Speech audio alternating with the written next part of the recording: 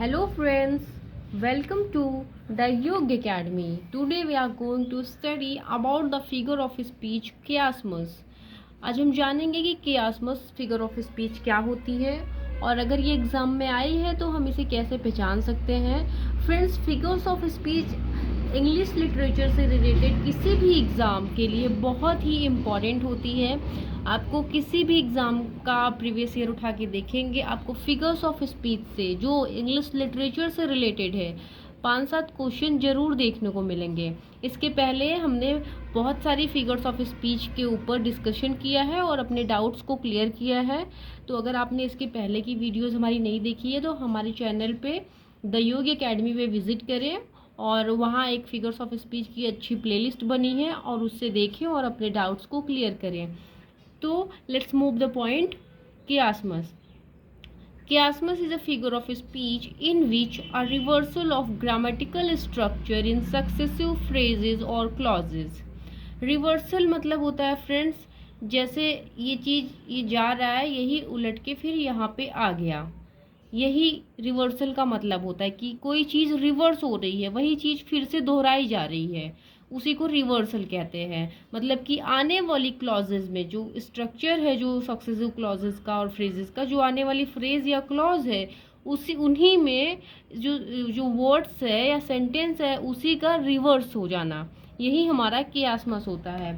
Actually it is you can say in a one sentence.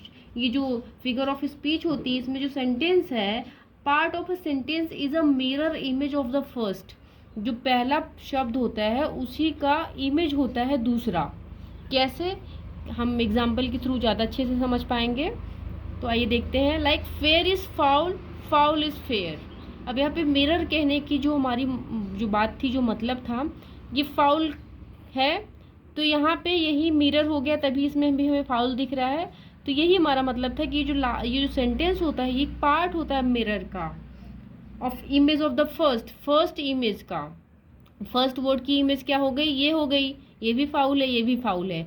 तो जिस भी figure of speech में आपको जैसे एक फ्रेज या एक क्लॉज जिस वर्ड से ख़त्म हो रहा है, अगला जिस वर्ड से वो ख़त्म हो रहा होगा अगला उसी वर्ड से शुरू होगा, वही हमारा chiasmus होता है। इसमें कुछ भी ज़्यादा फ्रेंड्स आपको ध्यान में रखने की ज़रूरत नहीं है। बस आपको इतना ध्यान रखना है, अगर chiasmus नाम आया है तो आप ये जो फिगर ऑफ स्पीच का ये जो एग्ज़ाम्पल हमने लिया है ये मोस्ट इम्पॉर्टेंट एग्ज़ाम्पल है, क्योंकि ये आपके जो शेक्सपियर हैं उनके फेमस ट्रेजेडी मैकबेथ से लिया गया है।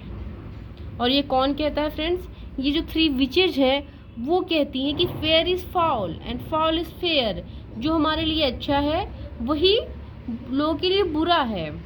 तो जब हम शेक्सपियर के बारे में पढ़ेंगे तो हम उनके एक एक प्लेस को भी अच्छे से डिस्कशन करेंगे, उनकी कोटेशंस वगैरह भी। तो अगर आपको chiasmus याद रखना है तो आप मैकबेथ की जो ट्रेजेडी मैकबेथ है उसकी बस ये fair is foul and foul is fair जो विसेस ने बोला है, बस ये लाइन याद रखिएगा, आपको chiasmus एकदम क्लियर हो जाएगा। Fair is foul, foul is fair. जिस वर्ड से हमारा जो फ्रेज है, जो हमारी क्लॉज है वो ख़त्म हो रही है, उसी से दूसरी क्लॉज शुरू हो रही है। फाउल पे जाके ख़त्म हुई है और अगली जो क्लॉज है वही फाउल से शुरू हुई, बस यही हमारा chiasmus है।